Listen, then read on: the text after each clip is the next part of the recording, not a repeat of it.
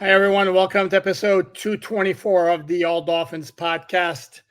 On this, sorry, I'm going to do this on this Friday, February 16th, 2024. Are you confused? Doesn't Yeah, your I'm very computer at the confused. corner tell you what date it is?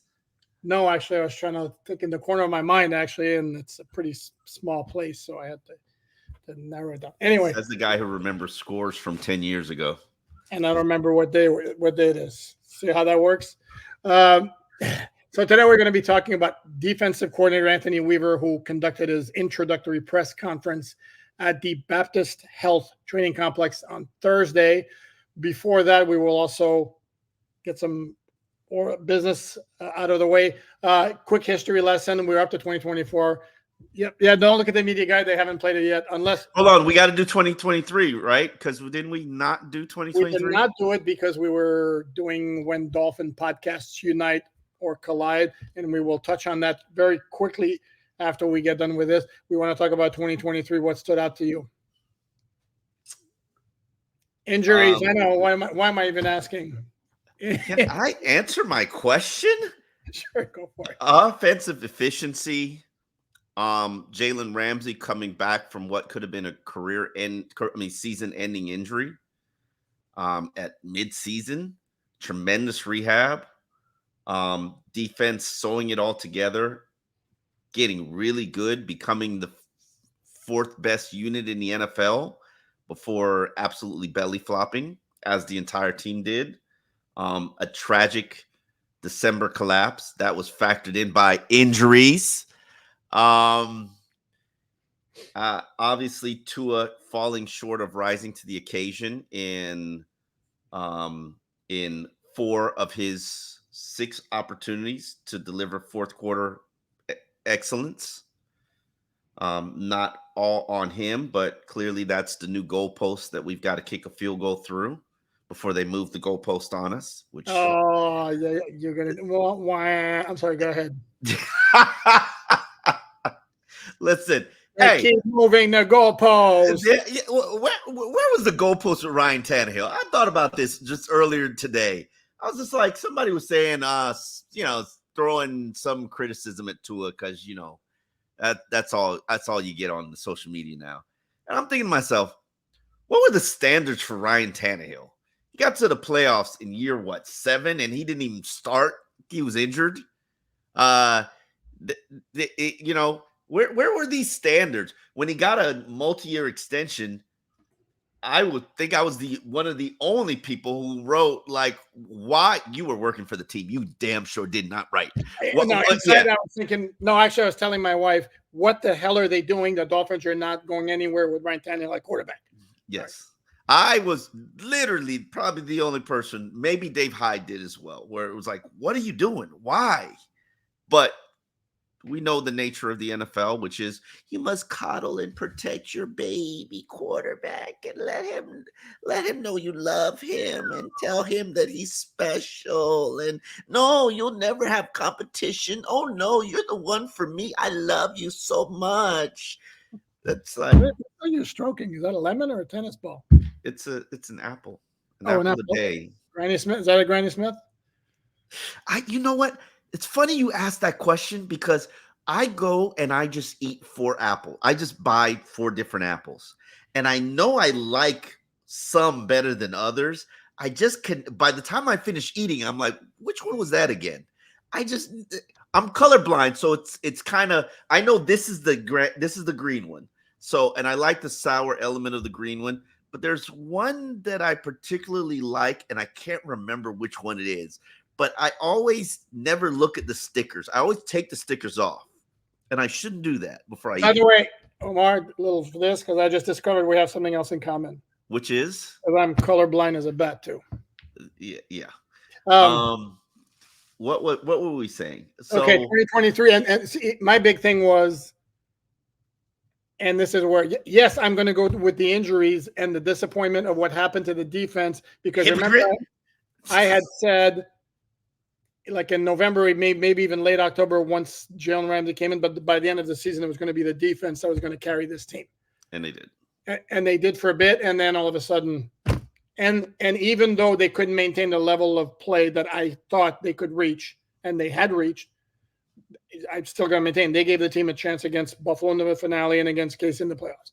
And then the offense did not hold up its end of the bargain, which was, quite frankly, a tad of a concern because, again, this was what happened the year before. This is second year that it's happened, and second year injuries have been a factor at the end of the season. It's the reality of who they are. I stand on this and continue to argue it, and will argue it to my death. The offense does not. It's not a caliber opponent. It just does not work well on the road, especially if you're in the stadium. And I'll give you Cardinals is a different. Cardinals is a perfect example. The Cardinals game, they don't have any home field advantage, so you don't have to worry about crowd noise. So you could do it there. And there were some. You mean the Chargers? They didn't play the Cardinals this year. I'm sorry, Chargers. Damn. Why? Yeah. Right. So you don't have to worry. If you didn't have to worry about crowd noise, then your cheat motions work. Your cheat motions require the offense, everybody to hear to a snap.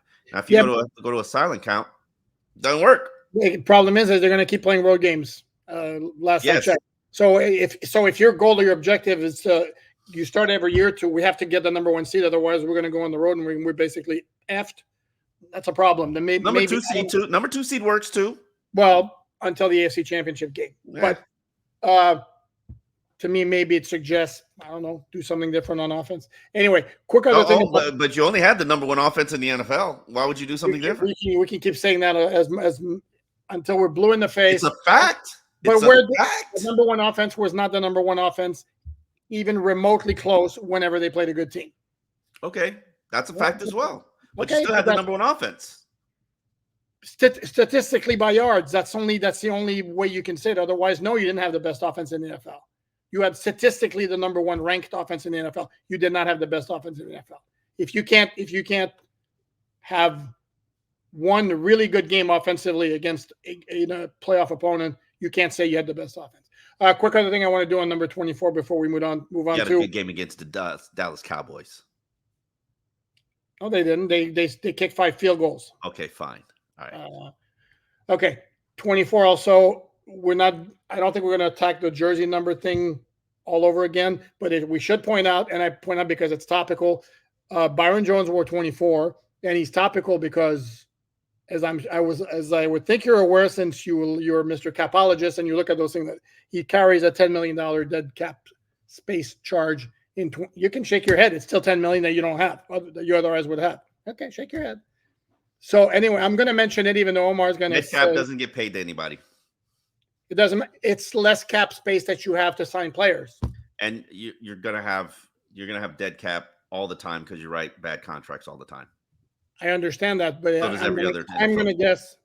My Lord, could you not accept my point without fighting it? Look around the league. Find me a player right now that's going to have a bigger dead cap space charge than Byron Jones. I'm not going to do it now, but okay. I think Kirk Cousins is going to be a ridiculous dead cap charge on Minnesota. Avoid this contract, he becomes a free agent. There is no. I don't think there is a cap charge. I could be wrong, but I don't think there is a cap charge. If they void the contract before they have to give him a guarantee. Anyway, the voiding of the contract is when you put dummy years on the end of the contract. And I'll give you a perfect example. Austin Jackson's the only player that I know of on this roster that has dummy charges on the dummy years on the end of his contract. It's a very irresponsible practice, but it buys you time. There are different ways to do contracts. I've never been in support of the dummy years, but it's a zillion ways to skin the cat. And the question is, the bad business. This is what 2024 is about. 2024 is about the apocalypse and how your bad business practices over the last 2 years is going to force daddy to order another credit card that you're going to have to use for your living and your expenses. And then we'll see if we do it again.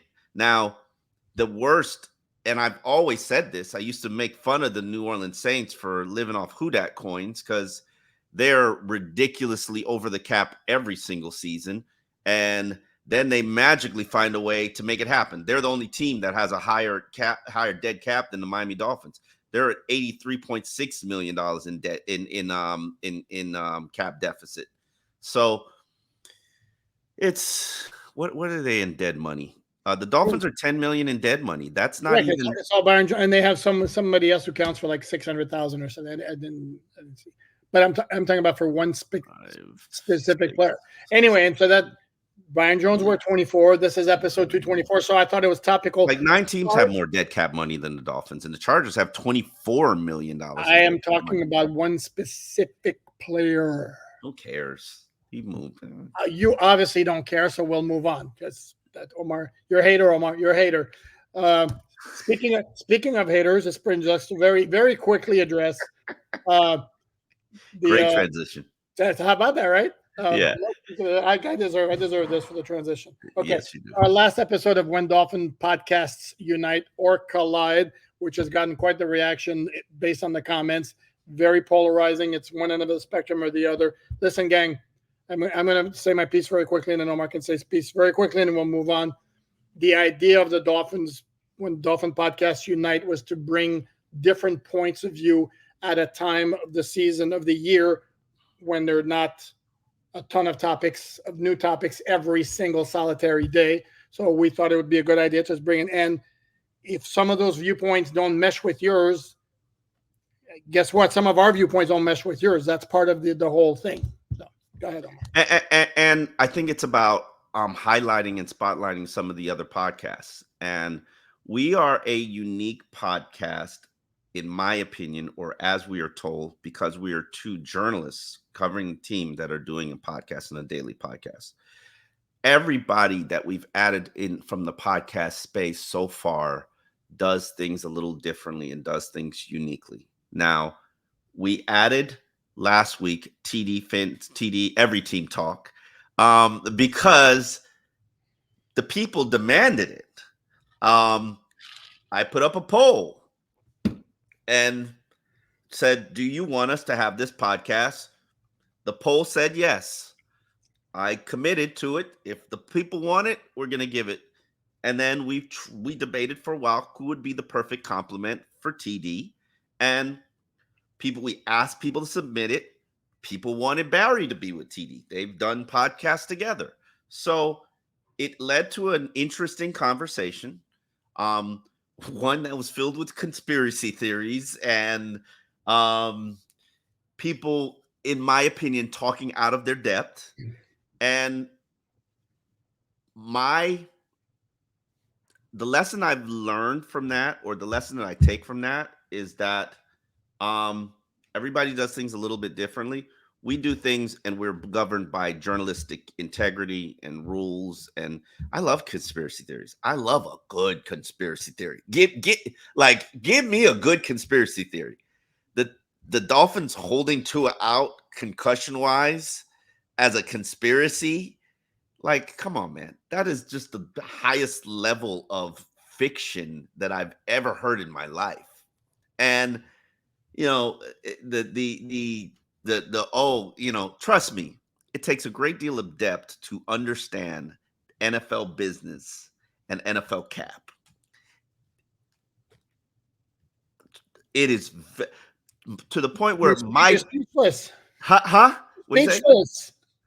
What'd you say? You're speechless. You're struggling to find the right words here. I'm struggling to be polite. Be polite. Be polite. We're always polite. I'm struggling to be polite. My peers in the league come to me when they need to understand a cap issue. And there are things that I don't have great grasp on. And then I make the call to people who do cap for NFL teams. And people who do contracts for NFL teams. These are people who are writing these contracts that the Dolphins sign. So, trust me, the average Joe, you have no idea what you're talking about from a cap standpoint. So let's make sure that everybody stays in their lane. And I think that's there are lanes to this, and hopefully we're gonna have on Chris Perkins from Dolphins Deep Dive with the Sun Sentinel, and Adam Beasley, who does a Pro Football Network podcast. on the next When Podcasts Unite, episode number 4 next week. And I think then you'll see what? Is it going to be 4 or 5? How many have we done? 5. It'll be episode 5. We've done 4 so far. And then you'll see how real journalists discuss and handle and debate some of these issues and topics. You see us do it all the time, but you'll see it in that When Dolphins Unite podcast space. And me and Chris Perk, we fight all the time. You see it. We fight all the time. But there's a way to fight and throw information into the equation. And you see us do it on this podcast. Poupard indoctrinates me and throws stats at me all the time. And then I throw stats at him, and not very effectively, but it happens. Well, I can tell you right now, Beasley and I are going to throw down about this idea of analytics suggesting you're slightly better off taking the ball first in overtime of a playoff game, which to me is absolute silliness, craziness beyond belief. And I don't care what analytics say. But anyway, that's a different topic. So let's move on to the topic of the day, which was Anthony Weaver. I'm going to start with my very brief comment, and Omar, you can take it. We've got coverage on Anthony Weaver. We've got my story, which basically is Anthony Weaver saying to Jalen Ramsey, "Hey, Jalen, you won't be bored during the game. I'm going to have you doing a lot of things, brother. I want to make sure you're happy. Thank you. All right. Appreciate you." And then Poupard gave his 5 takeaways from Anthony Weaver. You can find it all on alldolphins.com. All the coverage is free. Anthony Weaver also went over his new coaching staff, where basically 2 guys are retained on defense and new look defense. Yep.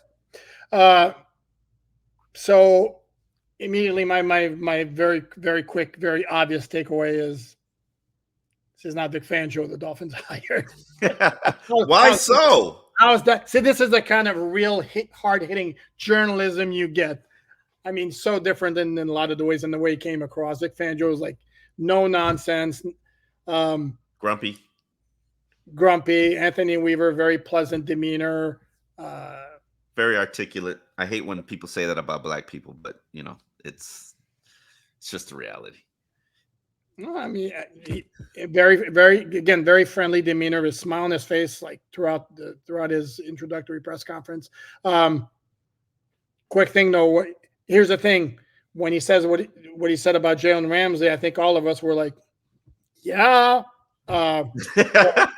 Let's see game 1 if that actually happens, and if they use him more the way the Rams used him, where he was kind of a jack of all trades in the secondary as opposed to last year. Dude, you're gonna play your outside cornerback spot on the right side over there, and that's where you're going to stay. And this is one of the things that I was often sent to battle with Vic Fangio about on the player's behalf, and it just always would go nowhere.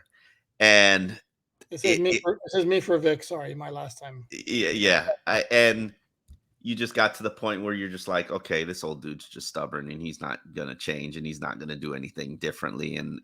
You got to the point where I think the team and the players and the coaches acknowledged it, understood it, and they just made the best of it. And it was a good defense. It was arguably probably the best defense since Dave Wanstead years? It was first time in the top 10, I think, since 2010, maybe. 14 years. Yeah. Not Wanstead years. That would be Tony Sperano, correct? 2010 was Tony Sperano, correct. Yeah. It was Paul Soliai, Jared Odrick. So he did his job. He just did it very grumpily and very but getting back to Anthony Weaver, let's talk about some of the things we already addressed. That Jalen Ramsey is going to be used in a very unique way, not unique to him. But he's going to be moved around. He's going to shadow. He's going to play star. He's going to do different things, basically that are catered to the game plan. Anthony Weaver also talked about running a hybrid defense and the lessons he learned from his disastrous Houston Texans career as defensive coordinator, which was the number one lesson he learned was don't become a defensive coordinator during COVID. during a national pandemic. Which is what Fangio had said about the lessons he learned about being a head coach with the Broncos. Yes. I would say, and he learned that in those situations, your defense needs to be multiple. It needs to be able to evolve. And while the Dolphins ran a hybrid defense last year, they really weren't, and they never evolved. So I have a hard time sitting there and taking that on face value because everybody says, "Oh, we want to be multiple," but how many teams really do multiple? Correct. I think when he says multiple, a lot of times you want, perfect example. The Patriots back in the Tom Brady years, they were truly multiple. Mm-hmm. You didn't know whether they're going to be 3-4, 4-3, depending on the game plan, and they really made it happen. I think Brian Flores kind of tried to be multiple, but then he really wasn't multiple. They never were 4-3 fronts. That just wasn't their thing. That wasn't their approach. Their approach was to see these exotic. See, and this is where you and I we're going to get into this again. Is a lot of times when they lined up and they had Emmanuel Ogbah at the on the end, that was a 3. There's a 4-3. And I would say he was a 3-4 end, and we'd go back and forth. They had 4 guys on the line at times, and Ogbah was. They had 8 guys on the line at times. Well, it's all about what your flavor is on how you want to attack. And it's funny, something Anthony Weaver said really stood out to me.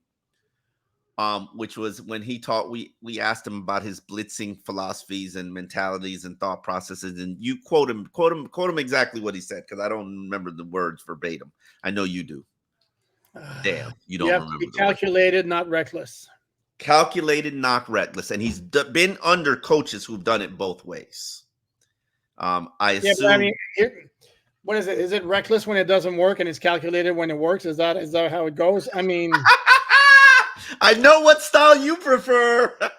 I'm a blitzing fool. I mean, I'm a blitzing queen. I'll save you the trouble. Go ahead. I'm a blitzing. How's that? Listen, and I'm not saying that I don't like the Brian Flores approach.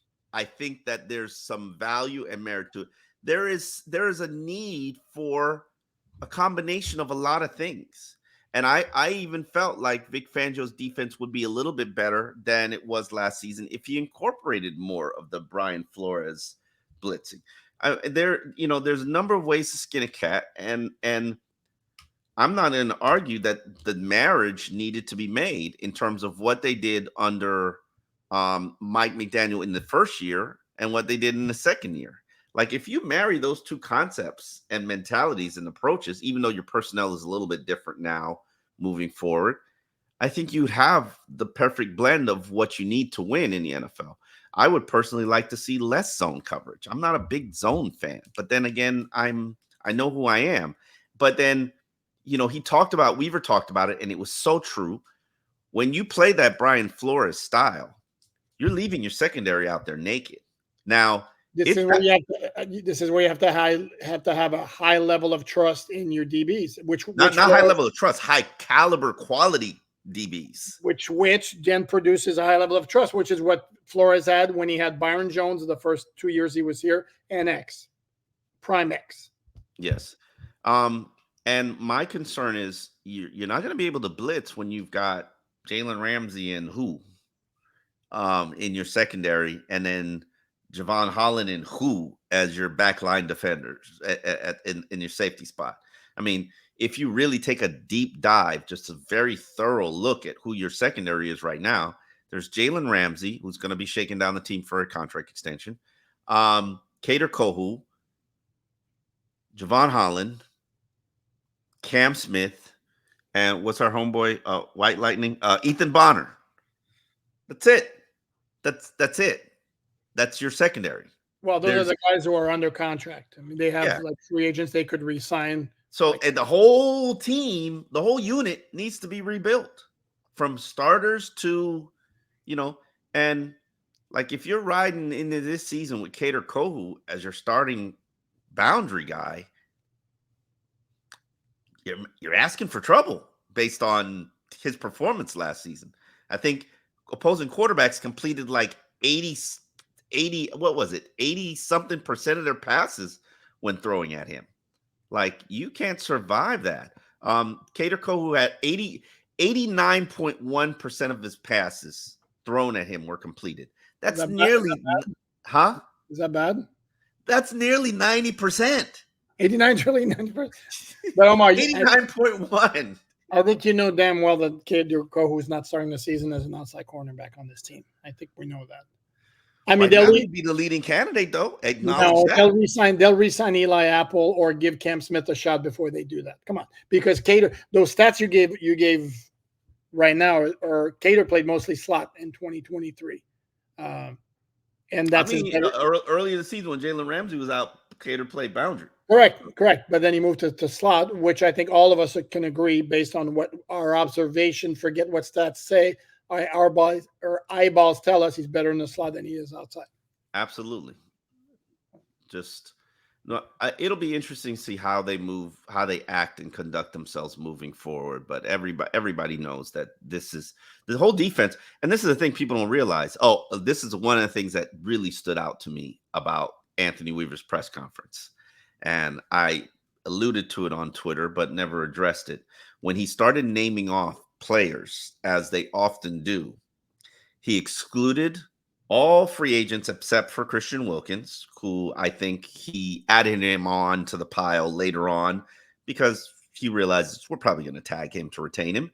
And so no other free agent was mentioned. And then no possible purge guy was mentioned. Xavier Howard, Jerome Baker, Emmanuel Ogba, Keon Crossan, those are all clear purge guys. Well, yeah, but no offense. I mean, all due respect, why would he mention Keon Crossan? The dude didn't play last year, number one. And number two, he's more of a special teams guy. Come on, but the other guys, you're absolutely right. And this is where I'm going to play. I just want to lump in all the guys who are. Oh, got it. Okay. I'm going to play conspiracy theory. And this is a very well-educated conspiracy theory. Chances are he probably was instructed to avoid certain people by name. Mm-hmm. I mean, but you could have mentioned Jerome Baker. You go out your way to mention David Long, but don't mention Jerome Baker. Think about it. Did he mention? Oh, he did mention David Long. And Jerome Baker is under contract. Think about it. Yes, he is. So trust me, these exclusions were not accidental. No. Okay. No, we can pretty safely say that. I mean, if he wasn't dropping hands, but here's the thing, though. I still think, to me, the more likely scenario is the Dolphins, rather than out and out cut Jerome Baker, restructure him, shake him down. Exactly. But in the event that the conversation turns sour, then option B is thank you for your services. Yeah, and we're entering that period of time. I think when teams go to the NFL Combine, and for those who don't know, if you haven't followed me for years, or if I'm new to this format, new to your life, let me inform you: the NFL Combine is not about the draft prospects. That's just the window dressing and the TV product that they put out there for you folks, so that they can distract you. Because the NFL Combine is literally about free agency and negotiating and tampering period. Yes, sir.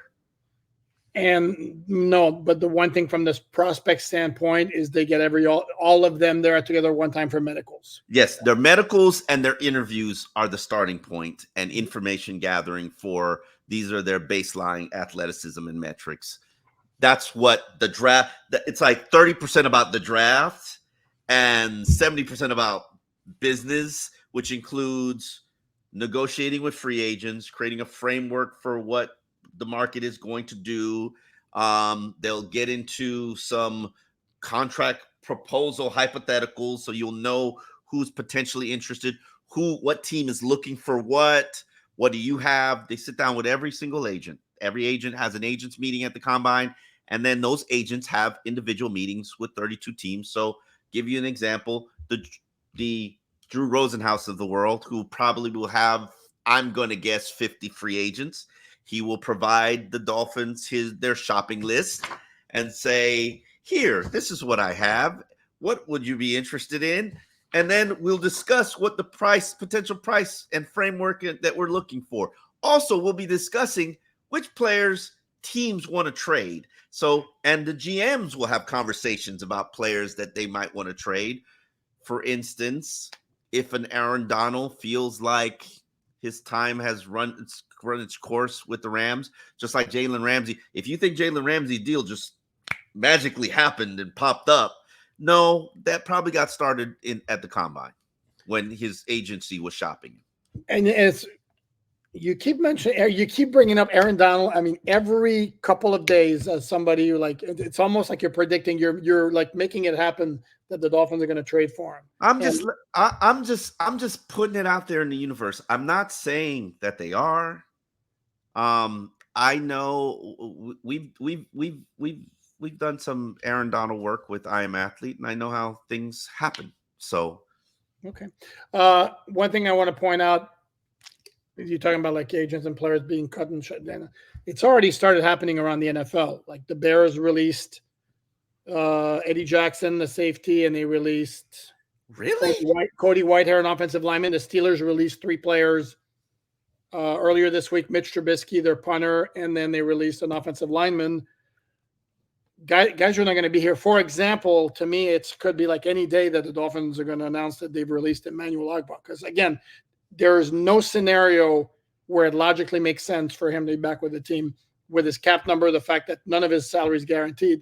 And it's almost like you could make the argument you're doing him a favor by cutting him now because he's a vested veteran, which means he doesn't have to wait till March 13th. He can. Yeah, but teams aren't shopping for things right now. But I hear what you're saying. Not necessarily, but if a team has some sort of interest in him, they could get an early start on talking to him because he's not bound by the March 13th, which is for guys whose contracts have expired and became UFAs.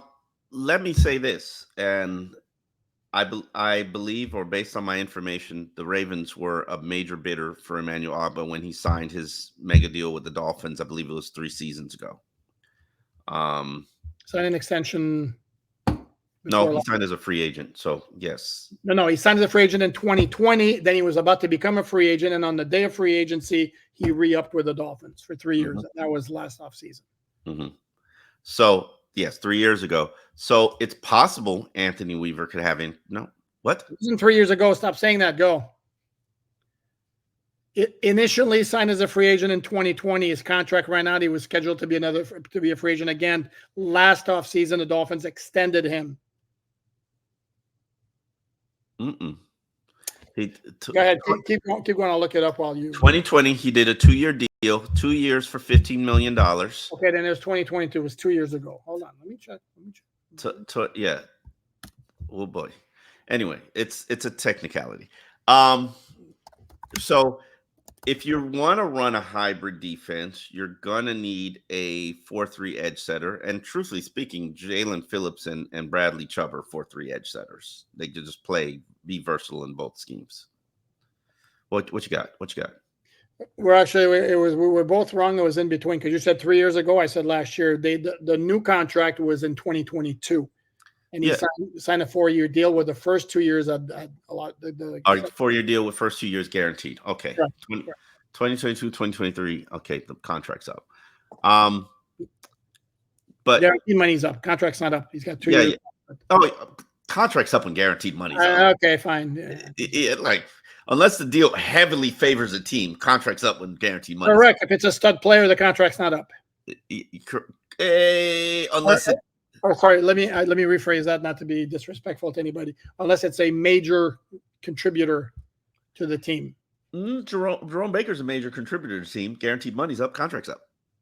So it has to heavily favor the team. If it doesn't heavily favor the team, and a lot of times the player forces the team's hand to restructure the contract when the guaranteed money's up because their mindset is guaranteed money's up. I'm not going into my final year deal without any financial future security. Correct. So, but this is just the business of the NFL. We digress. We were talking about Anthony Weaver. Let me go back to one thing about Anthony Weaver. The thing is, the last 2 years in Baltimore, they played under Wink Martindale as their DC in 2022, and then Mike McDonald in 2023, and they went from blitz crazy and then a lot more reasonable or what's the word, calculated, if you want to say, in 2023. And before that, also, Anthony Weaver played and coached under Rex Ryan. Also, was a guy who liked the blitz. So where does he fit in that? He wasn't in the decision-making process, but we kind of was like, he was an assistant head coach. Where does he fit in that? Does he go in between what Martindale and McDonald did? Does he go more toward McDonald or Martindale? Again, when he says he's multiple, that may change once the games start and he become maybe more singular. Mm-hmm. I think that this is his identity. This is his opportunity to create an identity for what kind of defense he's going to run. Obviously, he's played in many, many defenses. Primarily, if you played for Rex Ryan and you coach under Rex Ryan, your DNA is blitzing. So it'll be interesting to see. But you coach to the talent that you have on your roster. And at this point, it's a blank slate because there is no talent on the defensive side of the ball, at least none that's going to be playing in August. I mean, in August and September. Let's also address the fact that not only did he coach with Mike McDaniel when he was with the Cleveland Browns, he also played on a team where Mike McDaniel was a coach when he was a member of the Houston Texans. He has a very high opinion of Mike McDaniels. Points out that when he was on other coaching staffs, he tried to get people to hire Mike McDaniel just because he knew he was such a great offensive mind. And they are philosophically aligned in terms of believing that you get the best out of players when you are player friendly is kind of maybe the inappropriate way for me to put it. Do you disagree? Yeah, no, I don't disagree. It's a different era. And I asked him about that. It's a different era of players now. It is. He was the one who voluntarily brought up NIL. No, I know, but here's again, I'm old school. Mm-hmm. To me, players should not have to like their coaches. Players should have to respect their coaches, and it starts with the knowledge that and the confidence that their coaches, regardless of what they think of them, are going to make them better.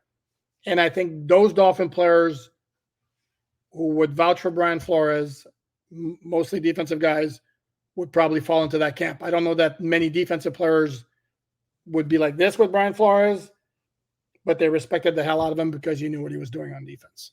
Yeah, and so did you knew he was going to make him better. So did Vic Fangio, and they didn't respect the hell out of Vic Fangio. Again, did they respect him when they were fourth in the NFL in total defense? Yeah, but they felt like a lot of times they felt like we were fourth in the NFL despite him. And sure, no. I'm not saying. I'm saying that's my position. I'm saying sure had nothing to do with Fangio. Yeah. I mean, they didn't like the style that they were playing, and they played it. What's how you say, Omar? Tough titty, says the kitty. I don't disagree with you, but if you think that you can play better in a different style, and this is where we come into the conflict of this different era and generation of players, where this is not the era and generation of players where they don't have any say in what's happening, what's going on, what they're playing, how they're playing, what role they play. Those days are long gone, brother. That train has left the station years ago, to the point where now I'm getting paid hundreds of thousands of dollars to play college football. So I'm going to play for where I'm a free agent every damn year. And if I don't like the way you're talking to me or treating me, I'm just going to go take my skills and talents elsewhere. Yeah, but that's college football. That's got nothing to do with the NFL. But you don't think that mentality, that personality, that entitled demeanor has not filtered to the NFL? Absolutely. But once you get to the NFL, and if you're a star, you have that kind of juice. Where and if you're a star, you can still force your way out of a team. They do it all the time. Sure. So, and coaches know that they must keep players happy. And trust me, there was a message that was being sent to Jalen Ramsey to keep Jalen Ramsey happy, because Jalen Ramsey is part of the apocalypse and needs to be willingly restructure his contract. So, Jalen, we're going to keep you happy, sir. Please. You actually think they're not going to make it worth his while to restructure his contract, and it's not going to be Jalen taking one for the team. It's going to be, okay, I'll scratch your back, but come on over here. Let's go. Come on, scratch. Listen, that's I'm sorry. That's my point. Yeah, that's my point. It has to be mutually beneficial. This is no longer the NFL where we're going to tell you what to do, how you do it, and you're going to like it. Like, I'm sorry. Jalen got juice.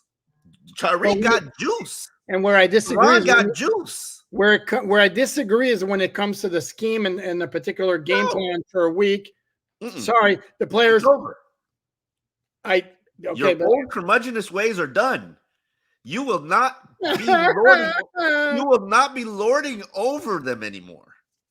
Not if they got power and influence and wrong. What? And dude, if ideally you can make it work where it's collaborative with the players and everybody is singing Kumbaya while you're preparing the game plan, that's awesome. That's beautiful. I mean, a lot of this. Yeah. But ultimately, players get paid to play. Get paid to play. Coaches get paid to coach. And if there's any sort of disagreement, I think this way's better. Well, no. I think that way better. Well, guess what? To me, you should defer to the coach. Sorry. I don't agree with you. Okay. But then when things don't work out and I asked you to do if we could do this and it didn't work out the way that you want to do and you don't want to go to this to what I recommend, there will be prices to pay, which is why Vic Fangio isn't here. No, Vic Fangio isn't here because he wanted to go to Philly. Can we be honest about this? No, but he's also not here because the players complained about him and didn't want him back. But he wanted to go to Philly. He wanted to go to Philly last year, if we're going to be honest about it. Come on. Yeah. Come on. Okay. Yeah. You're right. Yeah, okay. You're right. Final thoughts on Anthony Weaver. Hey, here's my final thought on Anthony Weaver. There's this expression or this thought of like coaches winning the press conference, like, and then you get out of the press conference like, oh, man, this guy's good. It wasn't to that extent with Anthony Weaver. He was very impressive, but it wasn't again when a press conference where you come out of it and go like Dan Campbell's the kind of guy who's going to win a press conference just because he's just. I mean, you want to go play football, you get done listening to him. Yes, Anthony Weaver is more subdued. We'll see how it plays out. He's got. I mean, everybody speaks the world of him. He's certainly learned from some good influences because I know you're like this with the Ravens organization and spoiler, full disclosure, so am I. I mean, there's a reason they're always in the hunt. So yeah, I think there's really reason to be optimistic about what kind of job he's going to do. There's a lot more reason for concern about what the personnel is going to look like. I'm concerned about it all. I am. Okay. Nervous Nelly Kelly. It's nervous Nelly Kelly. I liked he could present in front of man. I liked the pedigree as a former player. He talked about not just relating to the guy at the top of the roster, but the bottom of the roster because he was a bottom of the roster guy. He was a guy that made his bones on special teams. So you're like, what are you looking it up now? Sure, why not? He's a guy. This is where we are journalists, so I'm going to look it up just to. Yes. Because he was a former second-round pick, and I remember him at Notre Dame. He was a very good player. Yeah, I mean, doesn't necessarily. Are you really going to say he was a very good player? At Notre Dame, he was. Oh! At Notre Dame, he was a very good player. Yeah. Well, I'll be honest with you, I don't remember. He started 98 of the 103 games he played. So that's a pretty extensive.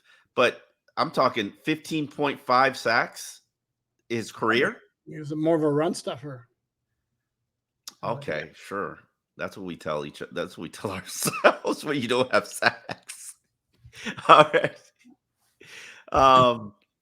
He's okay. He's all right. You like that one? That's what we tell ourselves when yes. But dude, that's a good, solid NFL career. Played. Yeah, he started a ton of games. Yeah. So I mean, he was a role player. I mean, he started a ton of games for two organizations. That's pretty impressive. Mm-hmm. But I liked his ability to communicate. I liked his vision for the defense in terms of it being hybrid. I like his experience as a former coach. And then, I think you have to move to the player-friendly era. I'm sorry. It's here. It's here. And if you don't know how to adapt to it, you'll be left out in the cold like Bill Belichick. Okay. I mean, but, again, it doesn't have to be. Do I have your permission to run this play right now? To put this play into the playbook this week? Jalen, would you like to shadow? Would you like to shadow? Would you like to play the star position? Jalen, how would you like to play this game? Exactly. It does need to be that.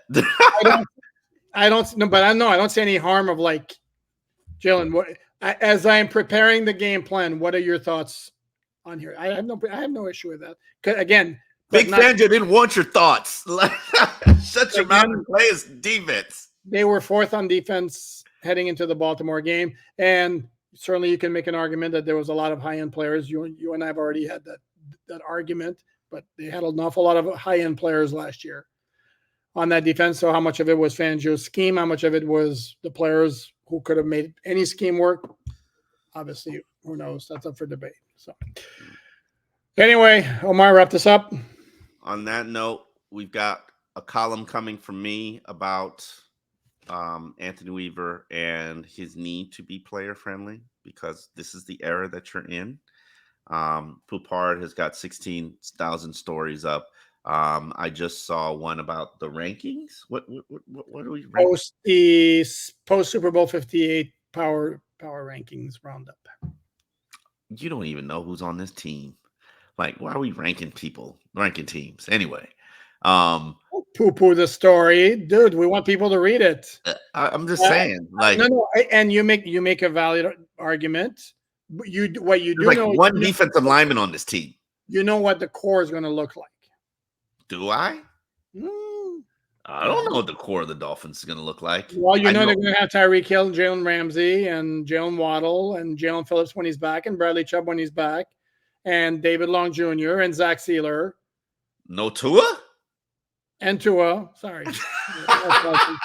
Raheem Mostert? Raheem Mostert. Dude, I was going to see there's more. There you go. Mike Gesicki, they're going to bring him back as a free agent from New England. Yeah, I see that all the time. Yes. I see that working out. Played very well. Yeah, here. Found tremendous role for him. But everybody needs a pass catching tight end because that's what's missing from the offense. Not like Tua didn't have one the first 3 years of his career and pretty much not use them. All righty, folks. We appreciate your time. You know how to find our work, alldolphins.com. You know where to find us from audio standpoint. Subscribe, rate us, like us, help our numbers, and like the episode. Press the like button. That's important on a daily basis because it helps our algorithm, and we appreciate you for helping us. On that note, we are out. Visit alldolphins.com for the latest news, analysis, and columns, and it's all free. You can find Omar Kelly and Alan Poupard on the All Dolphins podcast discussing South Florida's NFL team on YouTube and anywhere you find your audio podcasts. Make sure you subscribe, like, and share so you stay in the know.